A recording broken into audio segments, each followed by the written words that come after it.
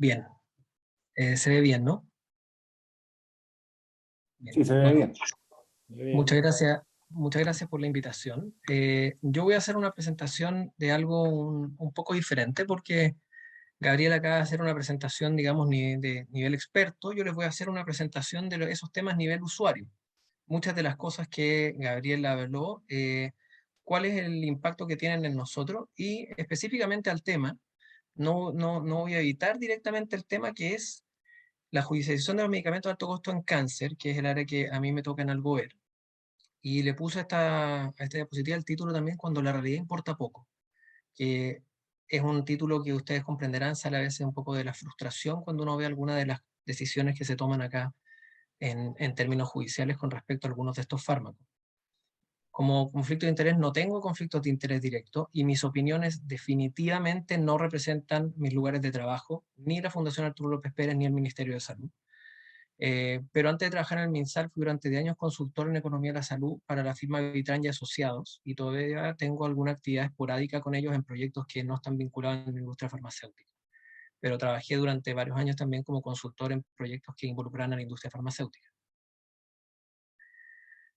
Ahora, solamente como a modo de inicio, cómo funciona, perdón, que estoy teniendo acá un pequeño problema con ver mis diapositivas. ¿Cómo se define la cobertura actualmente de un fármaco de alto costo por el Comité de Drogas de Alto Costo, que es el que yo coordino? Es un comité que se estableció con integrantes que son expertos en oncología y hematología. Tiene un representante del Departamento de Evaluación de Tecnologías Sanitarias, participa el jefe, la jefa en este caso, el Departamento de Cáncer, y los miembros de este comité de drogas de alto costo deben estar libres de conflictos de interés con la industria farmacéutica. Ahora, el proceso del DAC, que es el Comité de Drogas de Alto Costo, incluye un listado de intervenciones que se van a evaluar. Realizamos una evaluación de la evidencia de acuerdo a la metodología GRADE que contó el doctor Rada. Se hace un análisis de impacto presupuestario de cada indicación. Y el principio fundamental que tenemos es asegurar al menos una línea de tratamiento oncológico digno para toda persona con diagnóstico de cáncer en el sector público. Ustedes se darán cuenta que es un principio en cierta forma sustantivo de justicia. Y se hace además una revisión centralizada de casos para asegurar cumplimiento de condiciones de acceso. En términos generales, desde que se creó el DAC, nosotros hemos tenido un aumento importante de los casos aprobados y también tenemos un porcentaje de casos rechazados, que son más o menos el 40%, que no cumplen con los criterios que nosotros hemos definido a través de estos análisis para poder obtener cobertura de estos fármacos. Con judicialización, yo me refiero al proceso por el cual se solicita al Poder Judicial que rectifique una decisión de la autoridad sanitaria o del asegurador público de no dar cobertura a un fármaco, a una intervención clínica o un dispositivo médico.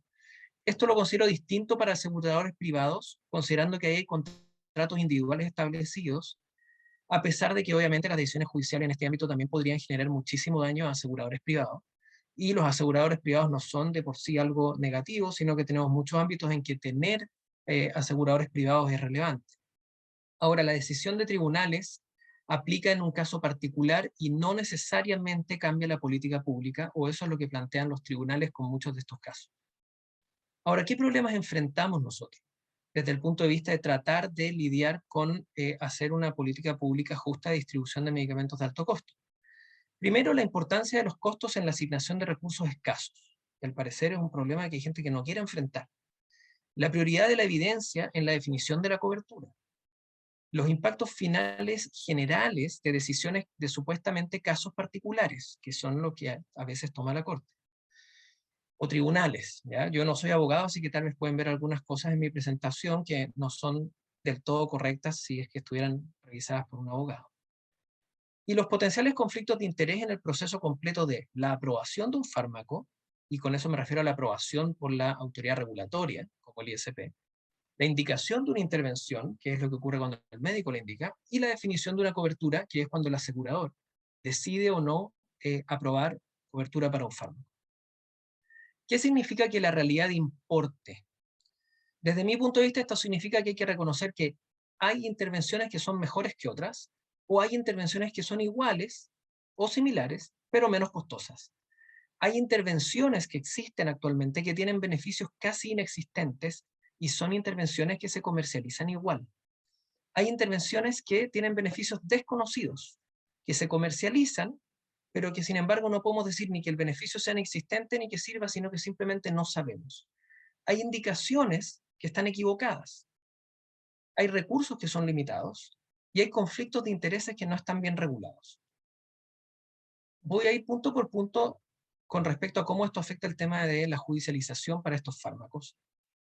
Primero, la importancia de los costos en la asignación de recursos. Yo vi esta entrevista en el diario de una de las ministras de la Corte, donde ella planteaba, no puede ser que el mensaje sea que por falta de recursos usted deba morirse.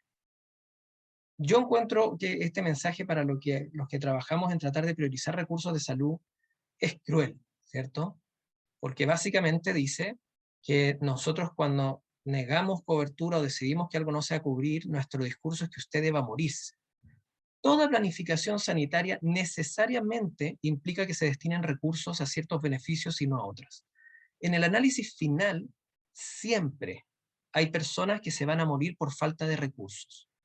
Y la asignación presupuestaria no puede considerar exclusivamente las intervenciones de salud como aquellas que mejoran la sobrevida de las personas. Por lo tanto, tratar salud como un área completamente excepcional no es adecuado.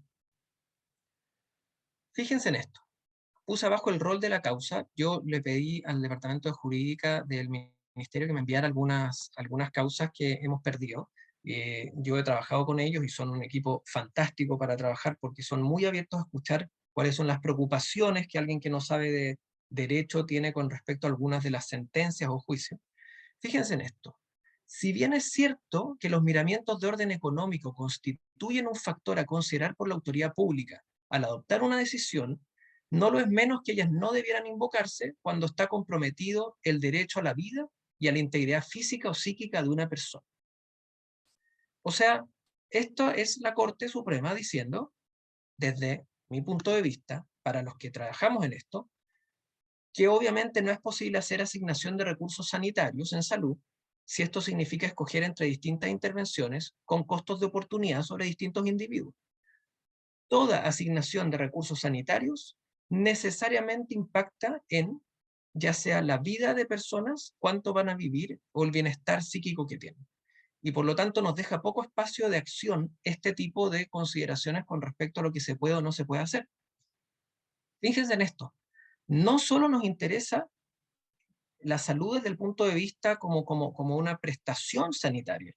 En este estudio que ustedes pueden ver, es un estudio que todos habrán escuchado con respecto a las inequidades con respecto a la expectativa de vida en ciudades latinoamericanas, y ahí está Santiago. Ahora, yo creo, tendría que revisarlo quizás con Gabriel, pero si uno lo mira, las diferencias de expectativa de vida de personas en distintas comunas de Santiago, yo creo que hay bastante más evidencia con respecto a que esto es real que la evidencia que existe con respecto a algunos fármacos que se utilizan comúnmente para decir que aumentan la sobrevida.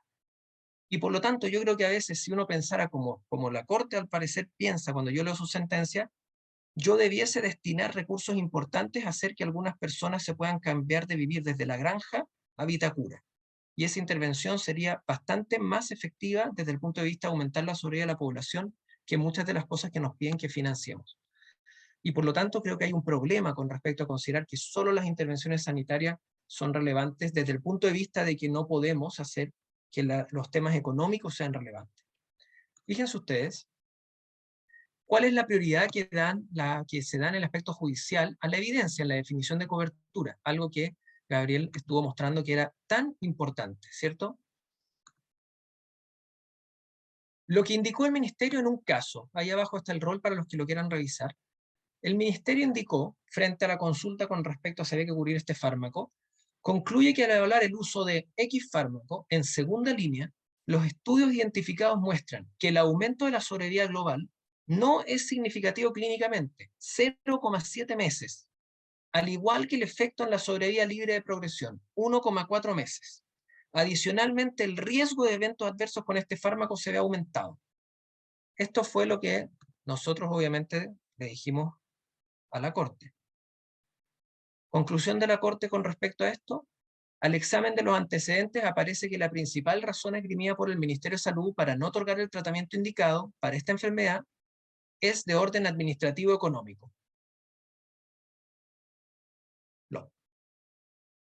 pocas cosas que hacer. O sea, que el esfuerzo en efectivamente encauzar estas decisiones en evidencia que pueda ser comprensible y útil, a veces a mí me hace pensar si estas decisiones y estos esfuerzos se están tomando en cuenta desde el Poder Judicial cuando revisa este tipo de casos.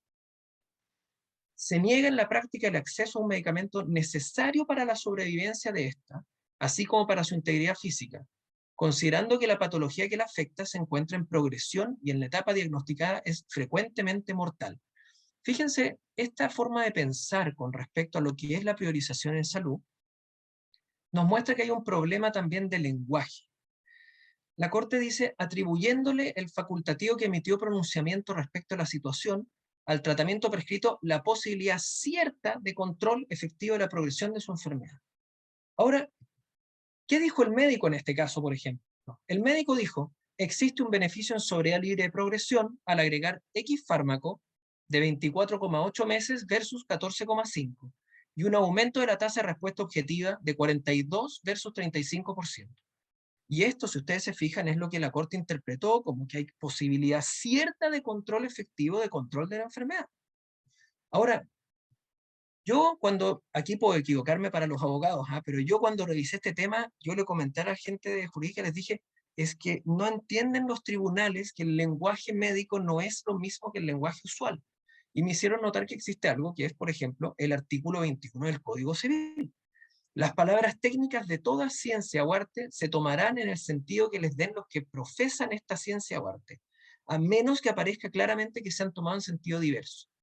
Cuando uno revisa cómo falla la Corte todos estos recursos que aprueban de fármaco, se hace evidente que probablemente consideran que todas las siguientes frases son sinónimos. Esto tiene beneficio en sobrevida global. Esto tiene beneficio en sobrevida libre de progresión. Esto tiene beneficio en tiempo a progresión. Esto tiene beneficio en sobrevida libre de enfermedad. Esto tiene beneficio en sobrevida libre de recurrencia. Todas cosas que salen en los reportes que la Corte recibe. Ahora, todas estas son medidas diferentes, pero hay fallos en donde se utiliza el derecho a la vida como el derecho a evitar la progresión en imágenes de una enfermedad, independiente de si está comprobado que los individuos puedan vivir más. Tenemos un importante problema en considerar, desde el punto de vista judicial, que hay técnicamente un cierto lenguaje con respecto a qué cosas sirven y no, que no es lo que a veces las cortes quieren escuchar y que les hace más sentido. ¿Cuál es la información válida? La Corte considera que las guías de práctica clínica, si bien son un instrumento que reúne recomendaciones chilenas, no fue elaborada con la intención de establecer estándares de cuidado para pacientes individuales y solo pueden ser determinados por profesionales competentes. Obviamente estamos de acuerdo, todas las decisiones las tiene que tomar un profesional competente con el paciente al frente. Pero las guías de práctica clínica, que ahora por ley además se van a hacer, digamos, cada 2 años en cáncer, tienen el rol de que una justificación de un profesional para hacer algo en contra de la recomendación de la guía clínica tiene que ser extremadamente sólida. Fíjense ustedes que, al parecer, la recomendación de experto es para la Corte lo más importante. Esta es la pirámide jerárquica de evidencia que les mostró el doctor Rad. Esto fue un documento que alguna vez enviamos desde el Ministerio a las Cortes. En mi punto de vista, la Corte en general, lo que nosotros intentamos hacer es esto siempre lo que intentamos, tener revisiones sistemáticas, metaanálisis de la mejor evidencia posible. Lo que el Poder Judicial considera útil para tomar decisiones es esto. Uno de los niveles que nosotros en la técnica de la medicina basada en la evidencia consideraríamos lo más bajo, las series de casos, las opiniones de expertos. Por lo tanto, se hace difícil hacer esto de una forma que sea priorizar salud de forma adecuada, que la Corte también considere que esto es adecuado. Ahora, ¿cuál es la información válida? En mi opinión, las Cortes tienden a considerar la evidencia de nivel de experto, que es uno de los tipos más bajos, como superior a la evidencia de metaanálisis. Y en términos simples, al final, los avances de los últimos 50 años en evaluación de tecnología sanitaria tienen poca cabida en la evaluación de solicitudes de fármacos para personas con enfermedades que sean incurables desde el punto de vista de las Cortes. Ahora, fíjense ustedes solamente un ejemplo. Este es un caso que está en curso, lo saqué ayer mirando la página del Poder Judicial. Es un caso de una paciente que tiene una enfermedad que no tiene ya tratamiento. No hay evidencia con respecto a algo que le sirva. Y fíjense que adjuntan los abogados acá, ponen se adjunta el estudio clínico del doctor Tomny en hepatocarcinoma fibrolamelar, para el fármaco que están solicitando que fue rechazado por el mecanismo que tenemos, ¿cierto? Yo busqué cuál era este estudio, y este es el estudio. Es una carta a una revista de bajo impacto en su primera edición, que muestra que le dieron este fármaco a este paciente y funcionó. Desde el punto de vista técnico, obviamente nosotros médicamente consideramos que esto es una carta que constituye una anécdota positiva a que quizás en el futuro esto signifique algo si lo estudiamos. En ningún caso lo consideraríamos algo con lo cual tú puedes hacer una política pública para decir hay que cubrir este fármaco. Ahora, los impactos finales generales de estas decisiones, que son supuestamente casos particulares, no son tan así. La Corte dice que la imposición de medidas como la descrita responde a una manifestación de atribuciones propias de este tribunal y no alcanza ni define en modo alguno la implementación y el diseño de políticas públicas. Esto es algo o ingenuo o que trata de obviar un poco la realidad, ¿cierto? Fíjense que los fallos de la Corte obviamente tienen impactos en medios de comunicación, parlamentarios, personas que se encuentran en la misma situación. Hay una secuencia de casos que se entiende van a ser siempre aprobados, que requiere entonces desde la planificación sanitaria hacerle un espacio presupuestario, posiblemente desplazando otras prestaciones consideradas más prioritarias. Pensar que los fallos de la Corte no tienen implicancia en política pública es pensar también que miles de recursos de protección en contra del sistema ISAPRE no debieran tener ningún impacto en la política pública con respecto a las coberturas en salud. Fíjense que este es el impacto presupuestario de uno de los fármacos que la Corte todo el tiempo ahora aprueba, ¿ya? Aquí hay 3 alternativas de ese fármaco. Ustedes pueden ver que al primer año estamos esperando un impacto presupuestario de un mínimo de 24.000 millones de pesos. Ahora, estos son 3 fármacos similares. El más barato son 24.000 millones de pesos al año. La totalidad de nuestros fondos para este fin el próximo año son 50.000. Este es solo un fármaco. La nueva ley que consagra los derechos de cuidados paliativos tiene un presupuesto de 13.000 millones. Por lo tanto, solo este fármaco es el doble de toda la plata dedicada a todos los cuidados paliativos en la nueva ley en Chile. Esto es la razón por la cual, digamos, por ejemplo, los cuidados paliativos no están destinados a aumentar la seguridad de las personas, por lo cual obviamente tienen menos prioridad de acuerdo al criterio de asignación que está implícito en los fallos de los tribunales. La Corte dice, esto es de la misma entrevista que les mostré de la juez Vivanco, nosotros no catastramos porque no, esto tiene un peligro en el sentido que uno podría resolver según la cantidad. El comentario que hago de que son pocos casos tiene que ver con que la queja de que va a colapsar el sistema del país a ir a la ruina es exagerada. El problema, como vimos anteriormente, no es la ruina del país. El problema es el costo de oportunidad. Las cosas a las que uno va a dedicar este dinero y las cosas a las cuales uno no lo va a dedicar. No es la ruina del país, es que hay que crear el espacio presupuestario para las decisiones de la Corte. Y finalmente están los potenciales conflictos de interés. La Corte, por ejemplo, considera, entre medio de una de las decisiones, puesto que el uso de este medicamento fue aprobado en julio por la FDA. Obviamente la FDA no es nuestra agencia regulatoria, ¿cierto? Hay conflictos de intereses propios de la FDA tiene un rol en otro tipo de sociedad, la FDA, como les mostraron inicialmente, aprueba a veces fármacos controvertidamente, pero fíjense que cuando nosotros vemos nuestra autoridad regulatoria, aquí hay una noticia de cuando el ISP, yo lo leí, digamos, en internet, había creado un comité de expertos paralelo con respecto a la aplicación de algunas de las vacunas y todo, y se hizo una entrevista a uno de los médicos que quedó fuera del comité, digamos, de expertos, y la entrevista dice, al consultarle al doctor X si pueden haber razones de conflicto de interés de algún miembro del comité, vinculado a una farmacéutica, por ejemplo, la respuesta nos sorprende. Fíjense que esto estamos hablando de el mecanismo por el cual las personas participen en el ISP para aprobar o no una droga de comercialización en el país. No conozco que haya habido alguna exclusión por conflicto de interés. Nunca hemos firmado un documento en que nos pidan que declaremos de manera explícita que hay un conflicto de esta naturaleza. Pero ninguno de nosotros lo tendría, así que es casi como innecesario preguntarlo. Fantástico. O sea, no tenemos desde el ISP, por lo menos, o algunos de los médicos que participan ahí, a veces en estas decisiones, nunca se les ha preguntado por conflictos de interés. En mi opinión, en Chile se aprueban para comercialización fármacos con escaso beneficio de evidencia muchas veces. La revisión de antecedentes de estos fármacos a veces no incluye una evaluación formal de tecnología sanitaria. Una vez que un fármaco se vende, queda abierta la puerta para indicación y judicialización. El proceso de aprobación de un fármaco debiese estar ojalá ligado a una evaluación para cobertura. Y los fármacos no aprobados en Chile siempre se pueden encargar afuera, por lo tanto, individuos particulares igual no deberían tener un problema, pero sí disminuirían los temas de judicialización. El conflicto de interés es una situación en que una persona que se confía que cautele ciertos intereses puede verse influenciado por otros intereses. En términos generales son relevantes por posibles sesgos, ¿ya? No porque las decisiones estén malas, pero pueden socavar la confianza pública de lo que se está realizando, sin importar si se puede demostrar que el sesgo efectivamente impactó en la decisión final. Finalmente, digamos, lo que uno tiene es que en procesos de decisión, donde legítimamente pueden participar en estos casos pacientes, clínicos, academia e industria, todos son personas y grupos identificables en que uno sabe a qué vienen, con legítimos roles distintos.